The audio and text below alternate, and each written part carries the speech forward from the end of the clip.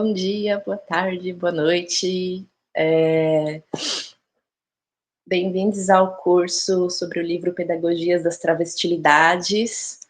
Esse curso, ele faz parte do letramento em gênero e sexualidade da formação permanente do NUGS, do IFSP, que é o Núcleo de Estudos sobre Gênero e Sexualidade, do Instituto Federal de São Paulo.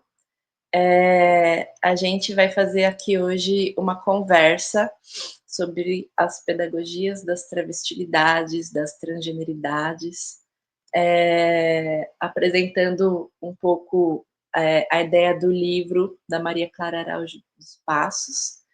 É um curso que a gente está fazendo, eu, professora Renê Bernardes, e o professor Marcos Cruz, do Instituto Federal, e a gente tem aqui como convidados a Tiffany Odara e o Tito Carvalhal, ambos da UFBA, e a gente convidou eles para ampliar esse debate, né, essa conversa sobre uma educação inclusiva, uma educação acolhedora por e para pessoas trans e para todas as pessoas.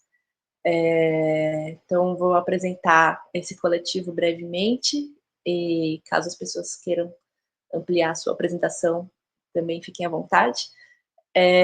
Eu sou Renê Will Gonçalves Bernardes, sou docente de artes do IFSP, Campus Registro. Estou fazendo doutorado em educação na UFBA e a minha pesquisa é exatamente sobre gênero, sexualidade e uma pedagogia por e para as pessoas trans, né, que seja inclusiva para as dissidências de gênero. E aí agora eu vou pedir para o professor Marcos se apresentar também. Olá, pessoal, tudo bem? Primeiramente, quero agradecer a presença da Tiffany Odara. Já ouvi ela falar na UFBA, essa rainha, né? Então, estou muito feliz de ter aceitado o convite. Tito, muito prazer te conhecer. Renê falou muito bem de você, então estou bem ansioso para os seus apontamentos, como também da Tiffany. E eu sou professor aqui no Instituto Federal de São Paulo, sou da área de História, e tenho mestrado, doutorado, essas titulações acadêmicas, mas eu tenho linhas de pesquisa sobre reminiscências LGBTQIAPN+. Então, ouvir vocês falar sobre pedagogia das travestilidades vai ser muito importante para esse curso que o NUGS está oferecendo, tá? Sejam bem-vindas. Eu vou fazer a apresentação dos convidados e, se eles quiserem, eles complementam também. Então, Tiffany Odara Lima da Silva é uma mulher negra, travesti, mãe e alorixá, pedagoga e doutoranda pela Faculdade de Educação da UFBA. Mestra no programa de pós-graduação em Educação e Contemporaneidade da UNEB, especialista em gênero, raça e sexualidade. Desempenha papéis significativos como vice-presidenta do Conselho de Mulheres de Lauro de Freitas, conselheiro do Conselho Municipal de Promoção de Igualdade Racial em Lauro de Freitas. Tem um comprometimento evidente com a promoção e defesa dos direitos LGBTQIAP+, membro ativa do FONATRANS, Fórum Nacional de Travestis e Transsexuais Negras. Ela, ao longo de sua trajetória nas empresas, academia e movimentos sociais, Tiffany tem liderado ações e projetos centrados na educação, empregabilidade e redução de danos, especialmente direcionados aos grupos subrepresentados. E o Tito Loyola Carvalhal é trabalhadora da educação, membro do Fórum sobre Medicalização, do Fórum Trans da Bahia e do Coletivo de Mulheres Lemarx, Grupo de Estudos Angela Davis. Possui graduação em Pedagogia, em Administração Pública, especialização em Psicopedagogia Clínica e Institucional, mestrado em Educação e está doutorando em Cultura e Sociedade. Pesquisador das educações instituídas e instituintes, hegemônicas e dissidentes, formação docente, psicopedagogia, racismo, medicalização, identidades, culturas e sociedade brasileira, escritas acadêmicas, insurgências coletivas, gêneros e sexualidades em suas diversidades e interseccionalidades. Então, vocês querem complementar algo da apresentação de vocês? Dar uma palavra inicial? Então, antes de abrir a palavra, eu queria só, então, dar um contexto geral sobre esse livro, que é o tema do curso é Pedagogia das Travestilidades, né, da Maria Clara Araújo dos Passos, de 2022.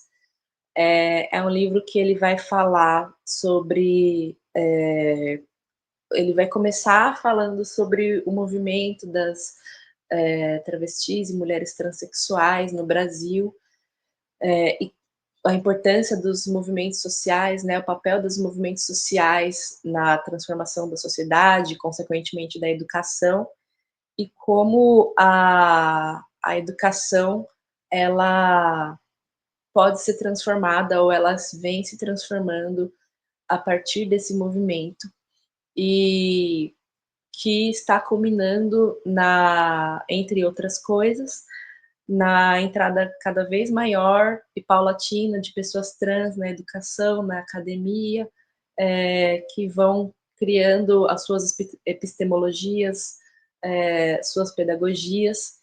Então, ele traz o exemplo de 3 educadoras trans, que são a Marina Heidel, com a pedagogia do salto alto, a Adriana Salles, com as pedagogias e os currículos queer, e a Tiffany Odara, com a pedagogia da desobediência.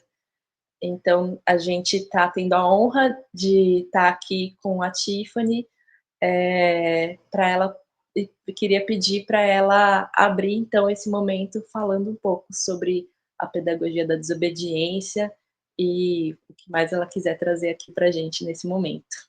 Tudo bem? Muito obrigada. Por nada, querida. Muito obrigada a você, muito obrigada, Reni. Você é incrível, você é maravilhosa.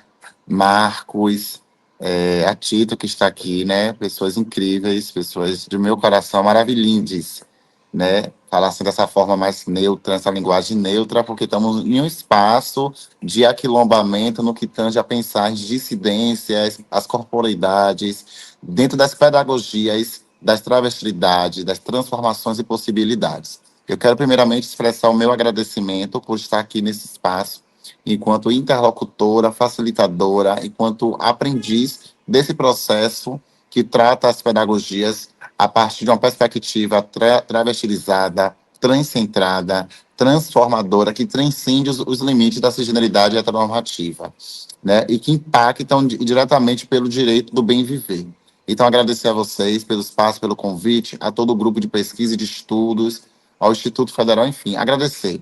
Acho que a gratidão, ela resume, né, as expectativas ou não do que eu possa falar, mas de antemão eu quero estar feliz. Eu sou Tiffany Odara, sou uma travesti negra de 1,75 m, negra retinta, cabelos dourados, sou uma mulher de candomblé, uma mulher de axé, liderança comunitária. Você fez uma apresentação muito perfeita. Eu atuo em alguns conselhos, como espaços de controle social e monitoramento de políticas públicas. Atualmente estou na presidência do Conselho Estadual LGBTQIAPN+. Então, eu sou uma pessoa aí nata de conselho, né? Entendo, né, como é que funciona essa burocracia e agradeço sempre a sociedade civil por toda vez que eu sou colocada na presidência, sempre com grandes votos da sociedade civil. Isso significa que tem um trabalho aí que eu realizo muito importante para pensar a sociedade como um todo, porque quando a gente pensa em gênero e sexualidade, a gente pensa na sociedade como um todo, e como eu penso também as práticas antirracistas. A minha fala, ela sempre vem dentro dessa perspectiva, porque é assim que a gente começa a desobedecer e hackear o sistema. E aí, falar da pedagogia da desobediência, travestilizando a educação, é um marco no meu processo de especialização em gênero, raça e sexualidade e etnia na formação de educadores, que foi promovido pelo Segrestes de Adorim, que é o Centro de Estudo e Pesquisa sobre Gênero e Sexualidade. Eu participei como aluna dessa especialização, que foi muito importante para o meu engajamento político e social, tanto na academia quanto para fora, porque a gente sempre está nesse processo, né, de amadurecimento, de aprender, essa sede de aprender que é muito importante para o nosso currículo e para o nosso fomento diário. E ali eu pensei nas corporalidades, ali eu pensei nos sujeitos que são expulsos compulsoriamente do ambiente escolar. E ao mesmo tempo que eu comecei a pensar, a gente faz o que Maria Clara Araújo, essa queridíssima amiga, minha irmã, faz. A gente olha para trás, Sankofa, apanha o que talvez ficou esquecido, ou tentaram fazer com que a gente esquecesse, né? E segue. A gente pega bem essa filosofia, essa perspectiva Andinkra, para reorganizar e hackear o sistema. E aí eu começo a perceber, né, o movimento LGBTQIA+, o início desse movimento no Brasil, e aí meu foco é em Salvador, na Bahia, e eu começo a perceber que com o boom do HIV e AIDS havia uma movimentação de direito à vida, do direito a ir e vir, do direito de estar na sociedade. E aí eu começo a perceber que toda a movimentação de travestis e transexuais, né, naquele período histórico, eram movimentos que impactavam diretamente no meu processo de estar na academia. O direito ao nome social, o direito a ser mãe, o direito de ser Yalorixá. Então eu começo a perceber que havia já uma movimentação desse grupo, né, dessas mulheres, e aí eu começo então a trazer o corpo. Esse corpo, né, que ele vai dialogar com um sistema que não aceita, que nega, esse corpo que confronta e que borra a cisgeneridade, que rompe com a imposição, e principalmente da sexualidade, esse corpo que na grande maioria é um corpo negro, então começa a perceber que o boom do HIV e AIDS, essas são palavras da Keila Simpson, pare o movimento de travestis. Porque é um momento de que você já estava sofrendo com uma crise sanitária, um momento de que minha porta de emprego era a imposição da prostituição. Eu já não tinha uma escolaridade, a grande maioria negras, né? E aí você começa, então, a truculência da polícia, porque havia guarnição de jogos e costumes que prendiam e matavam travestis e transexuais aqui na capital baiana, mas que elas começaram a se rebelar a ponto de pedir um habeas corpus a um juiz do Fórum Rui Barbosa para poder andar durante a luz do dia. E a gente faz menção à saudosa Martinha, e aí a pedagogia da desobediência, ela tem uma perspectiva que eu briguei, a gente sabe, quem está na academia, como é difícil esses comitês de ética, importante, instrumentos necessários, mas que existe uma burocracia do sistema. E eu já começo a hackear o sistema porque eu não trago eu começo a trabalhar com história de vida, história oral, a narrativa dessas mulheres, né, a oralidade, né, a memória. E aí eu não quero trazer elas como fulana A, fulana B, Margarida, Beatriz. Não, eu solicito, né? Eu assino um termo de responsabilidade que eu preciso evidenciar quem são elas. Porque se a partir do momento que eu acredito na perspectiva da oralidade como um instrumento de possibilidade de formação do povo negro brasileiro, eu preciso respeitar essa oralidade de travestis negras também. Saudações a Chica Moni. Deu uma queda na internet. Tiffany, tá ouvindo a gente? Voltei. Eu parei aonde, gente? Chica Manicongo.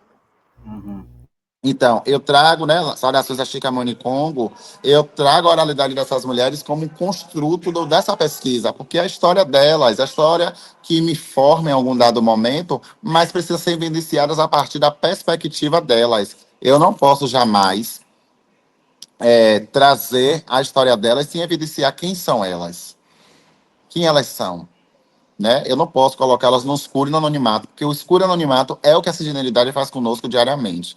E aí eu já começo a hackear o sistema porque eu assino esse termo de responsabilidade com o comitê de ética, riscos e benefícios, mas o grande benefício é evidenciar a luta de quem veio antes. É mostrar como o corpo dessas sujeitas, né, elas tensionam um equipamento, a política pública e consegue garantir direitos, mesmo que esses direitos comecem a se reverberar em 2005, 2003, por essa aproximadamente nos anos 2000. Então, toda uma luta da década de 80 e 90, a gente começa a ter esses frutos agora. Então, tem muito parecido com o que a gente tem colocado aí nas redes sociais. Primeiro você começa, depois você melhora. Primeiro começamos, damos o pontapé inicial, arrombamos a porta, para depois a gente conseguir a garantia de direitos. Haja vista que eu centralizo essa discussão a partir daquilo que a Grada Quilomba fala. É preciso teorizar da periferia e não do centro. Eu começo a partir dessa periferia, trazendo essas sujeitas que não tiveram, em até um determinado momento, o ensino médio. né, e que terminaram de forma muito tardia por conta da opressão do sistema. Então, a partir dessa perspectiva, né, que eu começo a evidenciar o quanto é importante a luta do movimento trans e travestis para a aquisição de políticas públicas educacionais.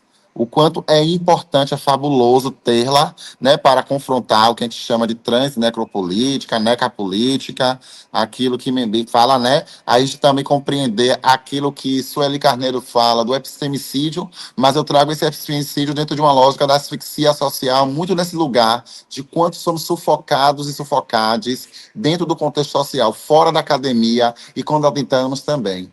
A gente precisa de falar sobre isso e falar desse grupo que é vulnerabilizado, porque falamos de uma sociedade onde as pessoas são empobrecidas e onde as pessoas são vulnerabilizadas. O contexto social brasileiro, ele vulnerabiliza as pessoas, coloca as pessoas na margem. E quando eu digo a margem, é sem garantia de direitos. E como eu costumo dizer, eu não me importo de ser um corpo marginal, mas eu quero ser um corpo marginal com garantias de direitos.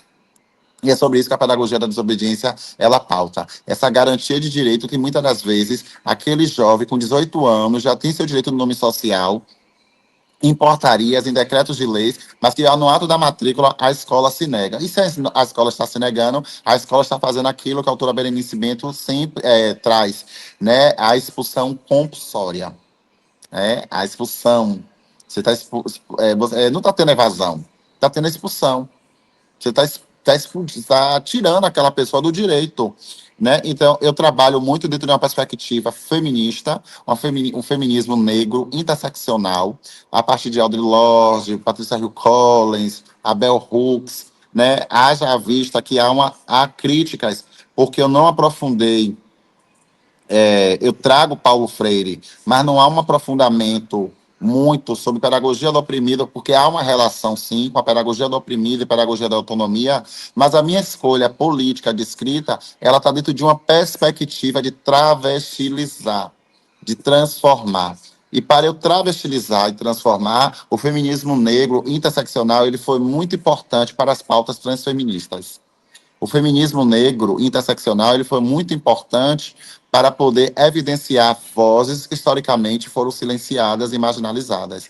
Então, eu fiz essa escolha política e que não me reduz e que não apequena meu trabalho, porque eu posso escrever um segundo momento da pedagogia da desobediência dialogando tranquilamente com Paulo Freire ou com outros atores da educação. Isso não vai minimizar, isso não vai me tirar o valor e a importância e a relevância da pedagogia da desobediência como um instrumento de manifesto, um instrumento de revolução e desobediência a esse sistema que é um sistema capitalista, racista, sexista, misógino, transfóbico. Então, a pedagogia da desobediência, ela se utiliza como ferramenta, ou melhor, um movimento político e global insurgente para emancipar sujeitos que historicamente são silenciados, sujeitos que muitas das vezes não têm o seu protagonismo nos lugares que de fato direitos os pertencem. Eu acho que eu fico por aqui, porque ultrapassei, eu acho, o tempo. E, mais uma vez, estou no tempo, gente, por favor, viu? Do que a gente combinou, ainda tem pelo menos mais 5, 10 minutos, fica à vontade. Ah, pronto. Então, eu acho que dá para dialogar, o livro dá para dialogar para se pensar projetos políticos pedagógicos. Eu quero deixar isso aqui bem claro, porque quando você pensa o corpo como uma linguagem, um instrumento do aprender. Porque muitas das vezes o meu corpo, eu sempre digo isso, ó, meu corpo ele chega primeiro do que até minha própria racionalidade, por exemplo, ser pedagoga, ser mestre em educação, ser doutora, não reduz as violências e violações de direitos. Haja vista que eu consigo acessar alguns espaços com muito sacrifício, mas o meu corpo ele chega primeiro, um corpo negro, um corpo trans. E muitas das vezes esse lugar de uma mulher trans, de uma travesti, como eu me reconheço, esse lugar e essa variante, ela não é a totalidade do que eu sou. Ela é um fragmento, faz parte dessa totalidade, mas ela não é o todo. Porque, como eu me apresentei, eu sou mãe, sou Yalorixá, liderança comunitária, eu sou mulher, eu sou uma travesti, enfim. E muitas das vezes a trans chegou, a travesti chegou. Outro dia eu fiz até isso com um colega meu, Tiffany Trans. Aí eu perguntei ele, você coloca as suas amigas Maria Cis, Maria Hétero, Maria... Não, mas tá lá Tiffany Trans, porque meu nome é Tiffany Aldara. E isso tem muito a ver, já ratifica o que eu falei anteriormente, o que mulheres como Vilma Reis, Beatriz Nascimento, Lélia Gonzalez, Luísa Bairros nos ensinou. Temos que falar com nome e sobrenome. Senão o racismo, a transfobia, o capacitismo nos coloca o nome que eles bem querem. Então, eu disse a esse colega, meu nome é Tiffany Aldara, eu sim que eu quero que você me chame. Não estou querendo mandar no seu celular, mas é uma reflexão. E como uma pessoa da humanidade, né, de direitos humanos, ele refletiu que, de fato, ele não coloca as outras pessoas assim, mas só as pessoas trans. Então, somente Tiffany é trans, né? Enfim, é porque é para a gente refletir, porque eu acho que o processo, pensar as pedagogias, é pensar também em dissidências políticas, né? Eu não sou como qualquer outra trans, ou aquela trans tem que ser igual a mim. Eu, eu quero trazer nesse sentido. Todas as trans são iguais, todos os homens trans masculinos são... Não, gente, somos diversos. Há uma variedade.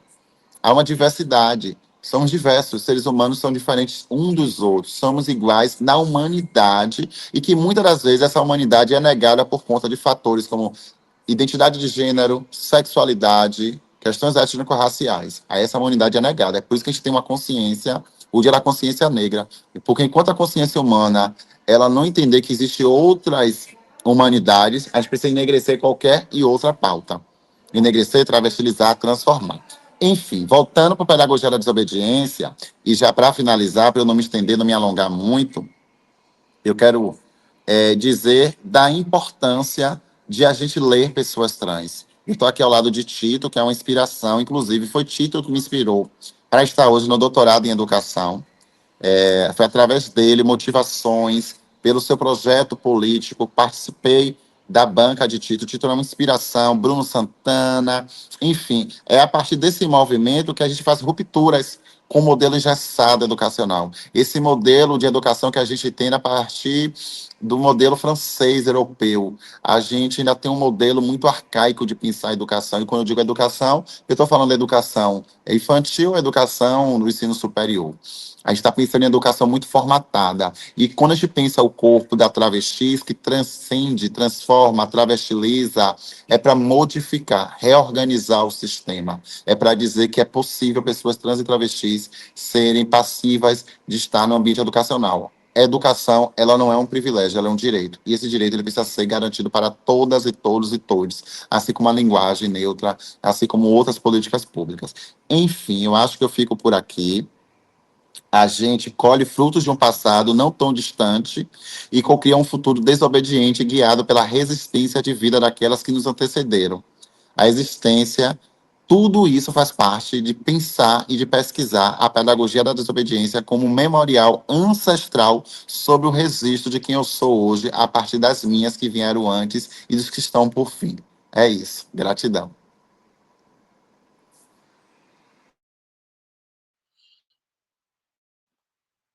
Obrigada, muito obrigada.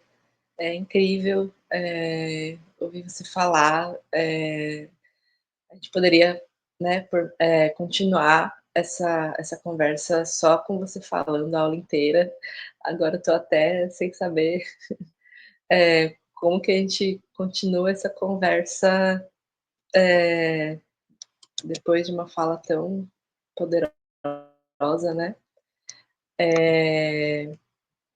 E aí a gente tem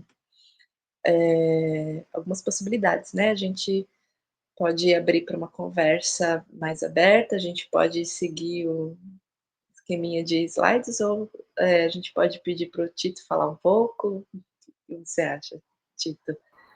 Tem, Vamos pelas ouvir um provocações. pouquinho, Tito. Estou Eu bem acho que não ansioso. precisa falar nada, assim, depois da aula da tia, tipo assim, eu já posso ir para casa, tá ótimo. Mas é isso, eu fico pensando na coisa dos slides também, no sentido de tentar entender melhor onde é que eu posso entrar a partir do que vocês já sistematizaram, já acumularam. Não sei. O que é que vocês acham? Tito, não sei se né, eu acredito que você poderia fazer a sua fala e depois eu e Renê, depois a gente grava depois a parte e complementa. Mas, assim, acho que seria muito interessante ouvir vocês, falar um pouquinho, para que os professores do IFSP possam aprender com vocês. Isso eu acho que é muito importante.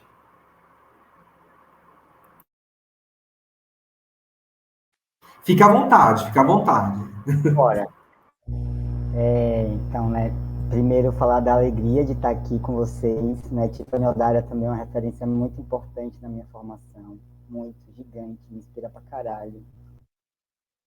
Como ela marcou, né, a gente só está na universidade hoje por conta das lutas de quem veio antes, e a gente não pode esquecer disso nem por um segundo, né? Sobretudo por considerar o tanto de pessoas que não acessou a universidade, né, e que dificilmente vai conseguir acessar por conta das violações dos direitos, né, nas condições de possa, né, tá na universidade. A gente luta para que esse direito seja garantido para todo mundo, né, reconhecendo que muita luta ainda tem pela frente. E não qualquer universidade, né, como o Tiffany marcou, não é qualquer universidade que a gente defende, não é essa magnífica, né, que se auto-intitula supervalorizada, que tem muita dificuldade de fazer crítica, de aceitar crítica, né, e fazer autocrítica.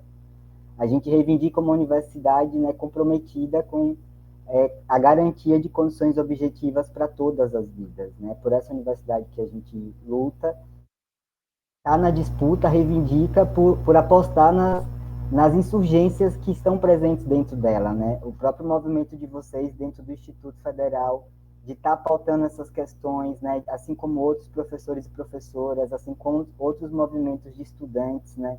De profissionais de uma forma geral, dos movimentos sociais que também estão dentro, né, desses espaços. Essa ideia que muitas vezes a gente reproduz de que a universidade ela está distante da universidade, né? Eu acho que muitas vezes isso, em alguma medida, fragiliza a forte presença dela na universidade, né? Em relação a várias dimensões, né? Tanto aquelas boas, né? Quanto aquelas ruins, também tentando fugir dessas dicotomias, desses maniqueísmos, mas as teorias racistas, por exemplo, né, como a Tiffany falou, estão presentes na sociedade. E essas teorias racistas, transfóbicas, capacitistas, elas foram produzidas na universidade, né? Então, sou uma pessoa trans, né, que tem uma expressão de gênero lida como masculina, mas que me identifico nos trânsitos com as não binariedades, aí tentando escapar também das normas, das normativas e das adequações, né, dentro dessa lógica de gênero. Sou uma pessoa mestiça, o que em muitas medidas nessa sociedade racista me possibilita acessos. Sou bissexual, sou nordestino e universitário, o que também me inscreve, né, de forma contraditória, como a J. Mombassa vai falar, me inscreve também, né, nos circuitos de produção e reprodução de poderes instituídos, né, então acaba sendo uma vantagem dentro dessa dinâmica absurdamente injusta e desigual. E aí, para tentar, né, somar na discussão, pensando muito a partir do que Bruno e eu tentamos conversar no texto, né, que Renê vai trazer mais adiante, vai dialogar mais adiante, um texto que também dialoga muito com, né, a perspectiva das pedagogias da desobediência, das travestilidades.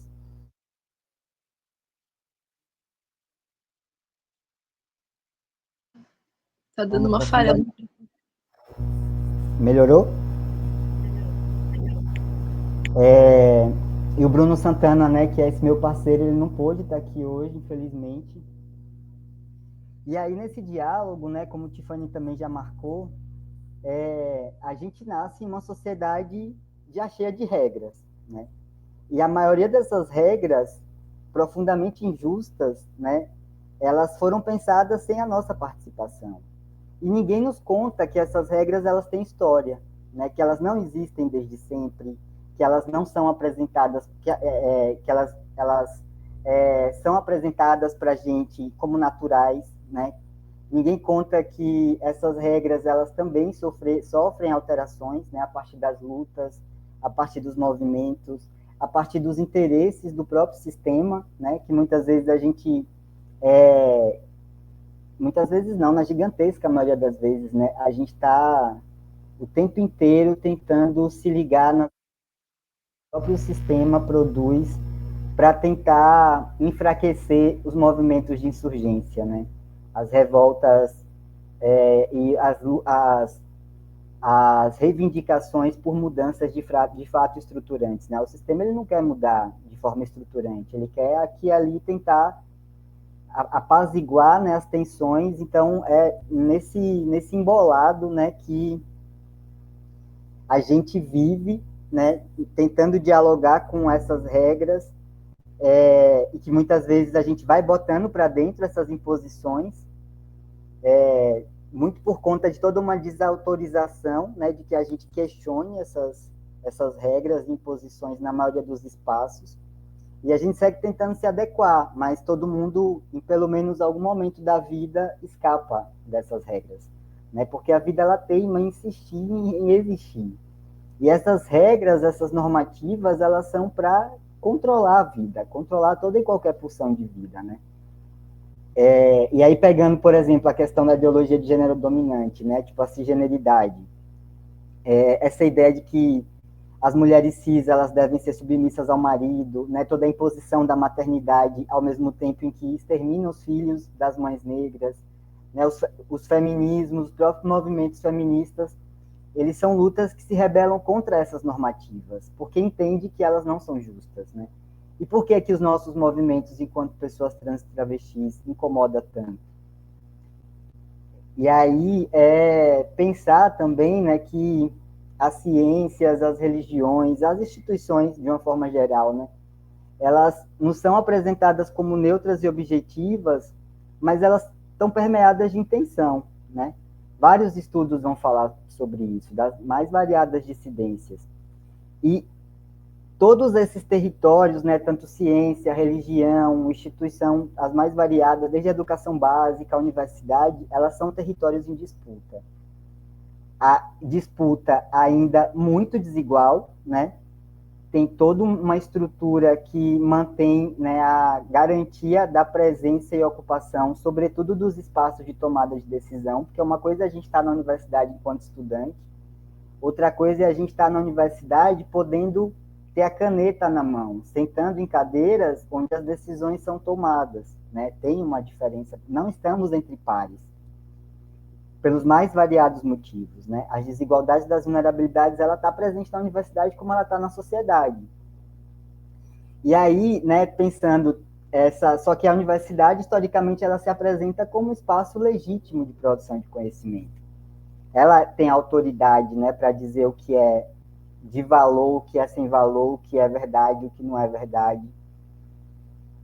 E aí tem umas perguntas, né, que a professora Mariana Souza Pato vai ensinar a gente a fazer sempre que a gente estiver diante de toda e qualquer afirmação, né, ou projeto, ou narrativa, né, do tipo, aquilo que se apresenta é contra quem? Né, é a favor de quem? Com quais interesses? São perguntas que, pelo menos na minha educação básica, do tipo, eu não fui autorizado a fazer, assim como acredito que a gigantesca maioria da população. Rapidão. Desculpa. Seria bom cortar essa tosse, né, depois, mas aí porque eu não sei se ficou um áudio muito ruim. Mas que me perdi completamente. Eu estava onde, gente? Que a Maria Helena Souza Pato vai dizer que sempre tem.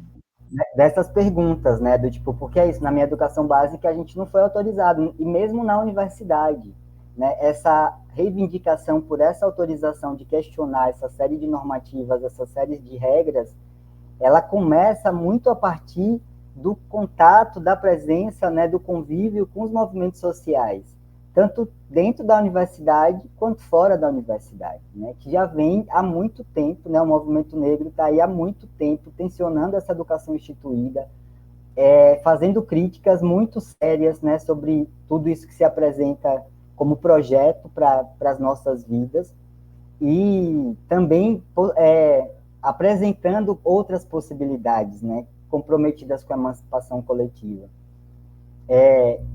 E é isso, a gente vive nessa sociedade onde quem tem dinheiro decreta quem pode viver e quem deve morrer, e quem vai viver, né, esse sistema também decreta como vai viver.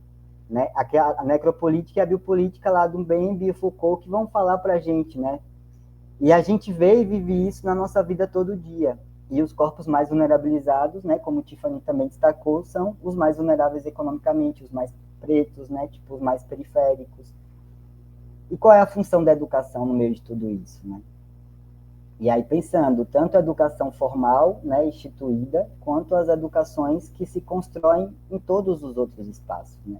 A gente está sendo educado o tempo todo, são muitas as pedagogias, das mais conservadoras às mais progressistas, né, que também têm questões, também têm fragilidades, também têm contradições que precisam ser cuidadas coletivamente, né? E aí eu lembrei, pensando, considerando, né, o que está acontecendo hoje, assim, a partir da presença de pessoas trans e travestis na universidade, tanto, né, de desqualificação dessa nossa presença, de pessoas muito incomodadas com a nossa presença, sobretudo docentes, que se recusam, né, a não seguir nos tratando enquanto objeto, porque, não sei se é algo muito surreal, né, mas na minha cabeça ingênua, do tipo, as políticas afirmativas, né, que possibilitam o acesso de pessoas historicamente expulsas desse território, não dá para achar que a gente vai chegar na universidade felizão só, felizona só, né? Do tipo assim, porque não deixou de ser uma estrutura que tem história, né? Que tratou a gente o tempo inteiro enquanto objeto, e não esperar, não considerar que a gente vai, né, levantar a mão durante as aulas, durante as reuniões, né, tipo, em que a gente esteja enquanto representantes estudantis, que a gente não vai levantar a mão e tensionar aquilo que está imposto como tradição, é continuar tratando a gente como objeto, né? Do tipo, e aí eu lembrei pensando nessas coisas de estou sendo massacrado, não aguento mais, sei que sou privilegiado, mas não tenho culpa, né? As fragilidades brancas, a coisa da branquitude, também da cisgeneridade, né? Tipo, que a gente pode dialogar aí com várias autoras, a Cida Bento, né? Tipo, o Lourenço Cardoso, que vai pensar especificamente a questão da branquitude, né? A Viviane Vergueiro, que vai pensar a cisgeneridade, Jaqueline Gomes de Jesus, uma galera que vem discutindo, né? Léo Peçanha. Pensar, né, do tipo que essas disputas e esses enfrentamentos e esses incômodos, eles, no mínimo, considerando que a universidade é esse espaço cuja função social é pensar sobre a sociedade, no mínimo isso deveria ter sido considerado, né?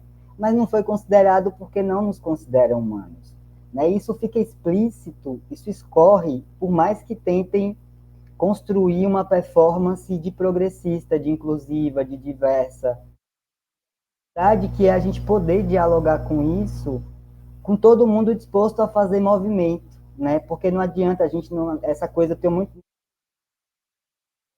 incômodos ainda pouco amadurecidos com essa coisa do letramento, né? Seja letramento racial, letramento de gênero, porque fica muito parecendo que é apenas uma questão discursiva, de linguagem, de gramática, né? Do tipo, preciso aprender a usar essa gramática e não é só sobre isso, né? É sobretudo sobre mudança concreta, objetiva. Não adianta nada, não adianta muita coisa a gente só se comprometer em respeitar o pronome de uma pessoa trans travesti. A gente precisa também se comprometer em garantir condições objetivas de vida digna, de vida possível, né? Vulneráveis economicamente estão passando fome na universidade, porque os auxílios são insuficientes. E muitas vezes isso não é sequer considerado, né, pedagogicamente. Os professores fazem muitas vezes. Desculpa. E aí também, se eu estiver fugindo muito do assunto, vocês me falam. Porque. Perfeito. Estou pensando, falando muito a partir também das coisas que eu tenho estudado, no doutorado, pensado, então, né, vai misturando muita coisa e eu posso acabar fugindo da proposta. Mas pensando isso, né, do tipo, essa questão do, do, do compromisso também pedagógico com a coisa, né, do tipo, e não numa perspectiva que muitas vezes acontece de fuleiragem com a nossa formação, sabe? Do tipo assim, professores e professoras que se passam super de compreensivos e tal, e que muitas vezes é mais um do tipo, não vou me envolver, não vou criar problema, porque, né, temos a fama, foi produzida por essa mesma estrutura de que somos agressivas, somos encrenqueiras, tal, e tal, e tal. Mas é poder pensar sobre isso, né, do tipo, que tipo de universidade a gente, que tipo de educação básica a gente quer construir, que tipo de sociedade, né, uma coisa não pode estar desarticulada da outra. E aí, eu lembrei de uma, deixa eu ver se eu acho aqui uma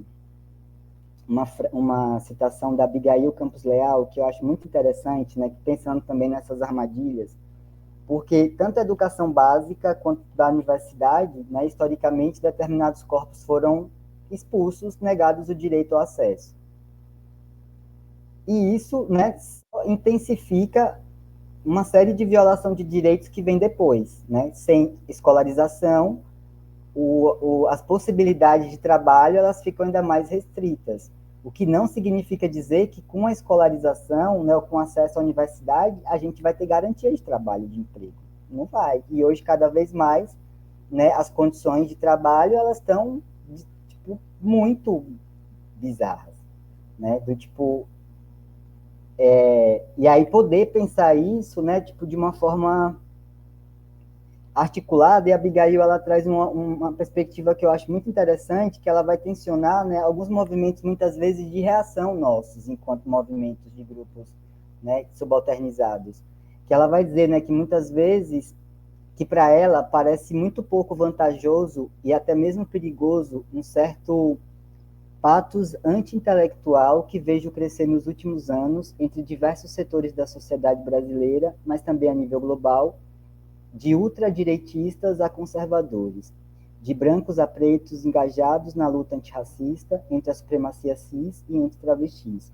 Como se a pura experiência e as narrativas de vida fossem água suficiente para regar a jornada da existência, como se acessar outras instâncias do saber fosse algo essencialmente errado, reacionário e moral, como se uma pessoa trans e ou preta acessando espaços institucionais, universidades, museus, galerias, meios de comunicação, historicamente reservados à cisgeneridade branca, estivessem apenas reforçando a sua estrutura e não também contribuindo para abalar as mesmas. Né? Eu acho que ela traz provocações aqui muito interessantes,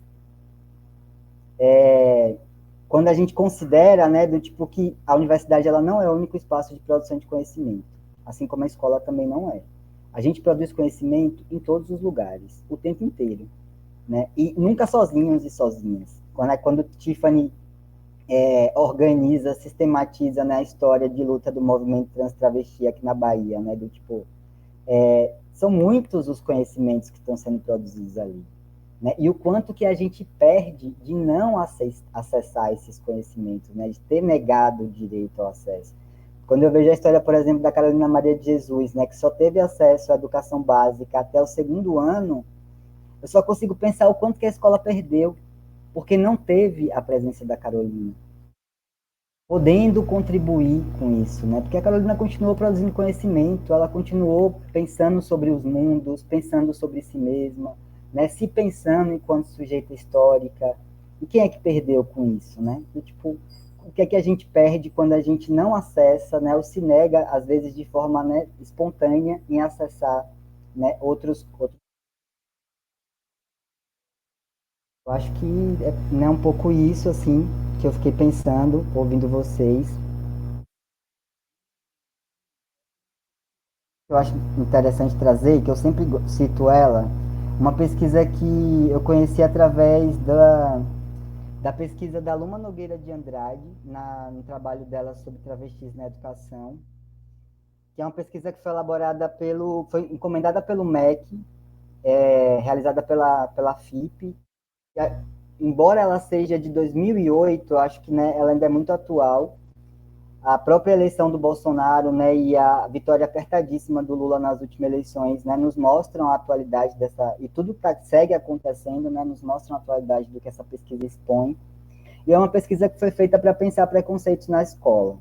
E aí uma das perguntas, é uma pesquisa grande que foi realizada do tipo em todas as regiões, né, do Brasil, e entrevistou estudante, professor, né, trabalhadores gerais da escola e familiares também dos estudantes. E uma das perguntas dessa pesquisa era: você deseja manter distância de algum grupo social? 99,9% das pessoas que participaram da pesquisa responderam que sim.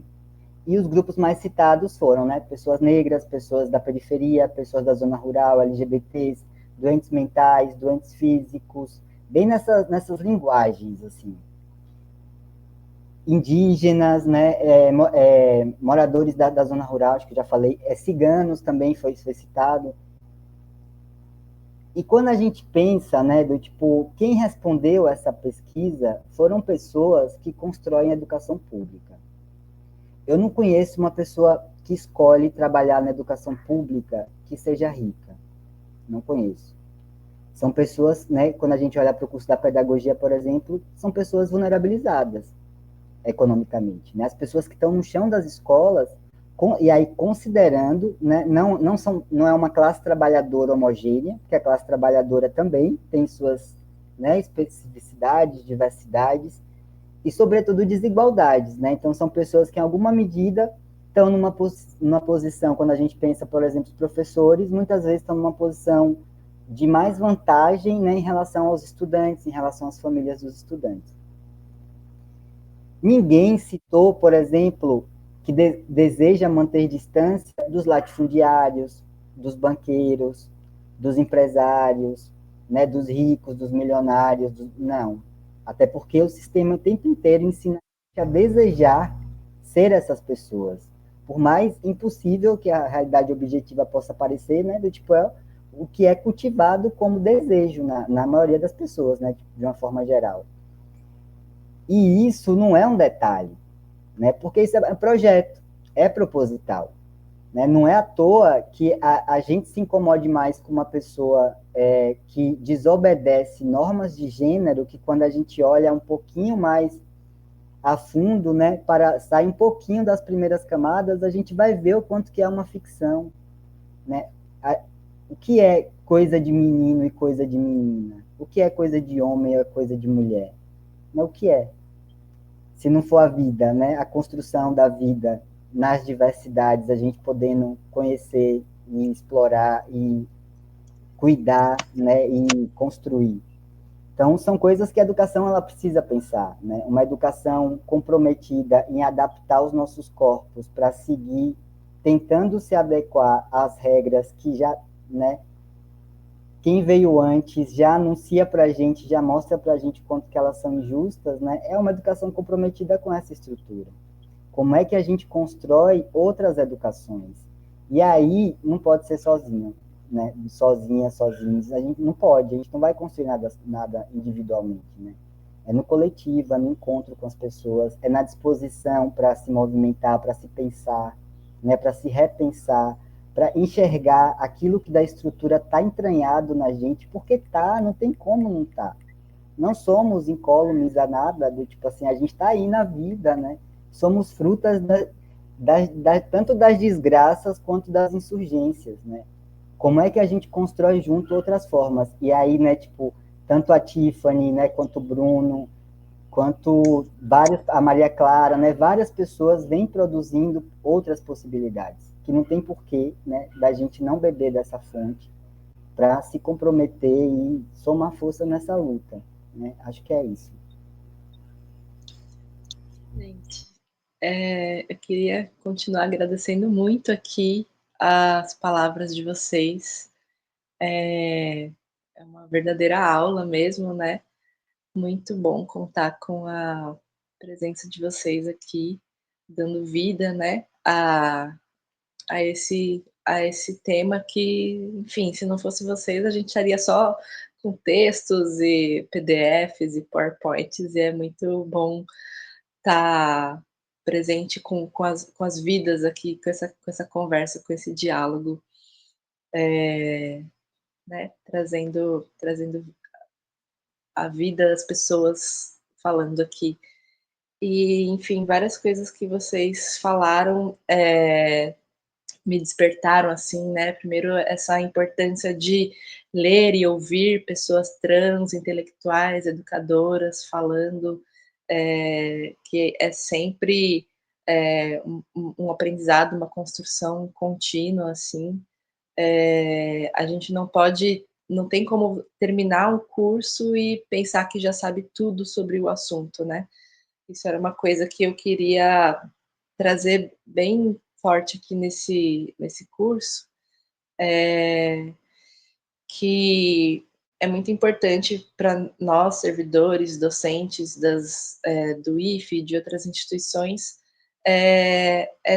esse aprendizado contínuo e constante, né? Essa abertura para exercitar e criar essas pedagogias trans-inclusivas, e que acolham todas as pessoas, né? Gênero, raça, outras marcações que foram citadas aqui, né? E é isso, as pessoas estão entrando cada vez mais nas instituições, mas as instituições nem sempre estão, né, abertas, não são os espaços acolhedores, né? Não são os espaços que estão abertos para ouvir. A gente tem que criar essa abertura nos nossos locais de trabalho, né? E um dos objetivos desse curso é esse: a gente criar um Instituto Federal que seja realmente transformador e que não seja mais um mero reprodutor desse sistema cisnormativo, enfim, tudo isso que a gente estava falando aqui até agora.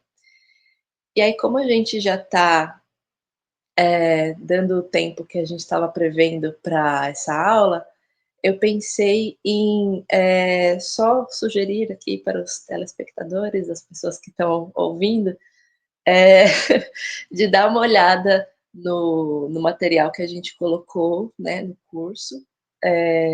Na plataforma lá tem alguns textinhos e tem um PowerPoint que eles têm algumas coisas básicas, assim, básicas, básicas, básicas. A gente mirou muito baixo para dizer que esse é o mínimo para se ter uma escola realmente inclusiva, né? Então, respeito ao nome, ao pronome, ao uso do banheiro, a linguagem inclusiva, a linguagem neutra, que são coisas tão básicas, mas que já são tão dificultadas na escola, e que são essas coisas que fazem as pessoas serem expulsas do ambiente, né? Porque, como vocês bem disseram, não se trata de evasão, é uma expulsão do ambiente escolar e das instituições acadêmicas.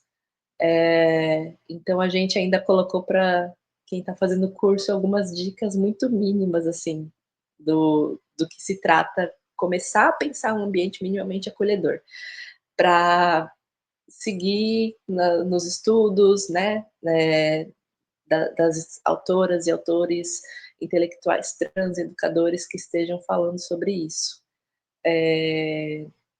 Então, queria agradecer vocês novamente.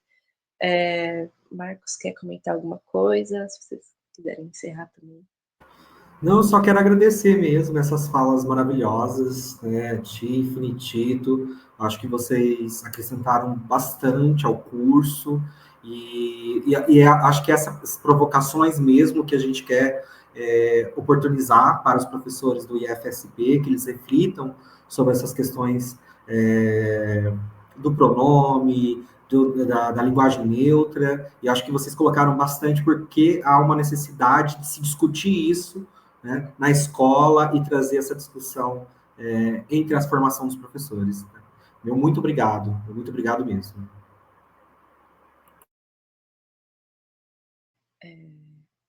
Vocês querem finalizar,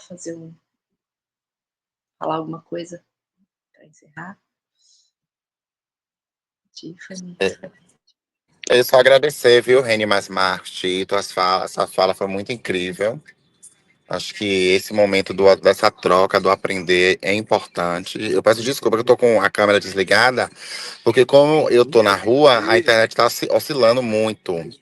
Aí com a câmera desligada, eu consigo ouvir melhor vocês.